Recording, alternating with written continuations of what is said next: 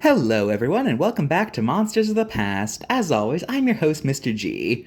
Well, ever since Dunkleosteus got downsized, I think it's time we make way for a new large non-shark fish predator from the prehistoric age.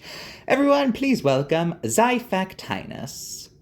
Xiphactinus means sword ray, and it was a member of the Ichthyodectidae family. It was a carnivore that lived during the late Cretaceous, pretty globally. It's been found in a decent amount of continents. Xiphactinus could reach lengths of 20 feet long, and it's most well known for its rather ugly appearance. Xiphactinus is part of a now extinct order of fish called the Ichthyodectidae forms. That's a fun word to say. Most of which had the same ugly pug noses of the big boy. The Xiphactinus was first discovered in Kansas, and it, as well as other marine fossils being there, was what led to people realizing that during the late Cretaceous, an ocean had flooded over much of North America, in what is known as the West Interior Seaway.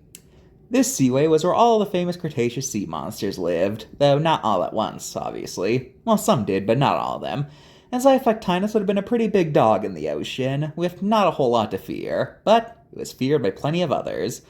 Xiphactinus had long pointed teeth, and in nature, pointed teeth means that they were for grabbing rather than slicing flesh like what triangular teeth indicate.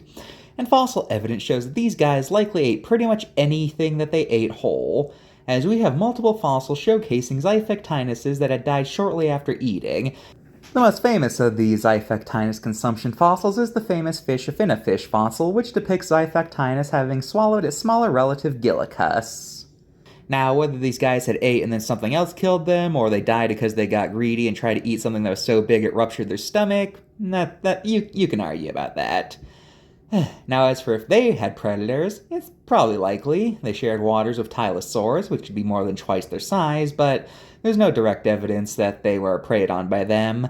Though we do have evidence of sharks eating them, presumably after they've been wounded, considering their size differences. So yeah, Xiphactinus, the greedy bulldog fish from the Cretaceous.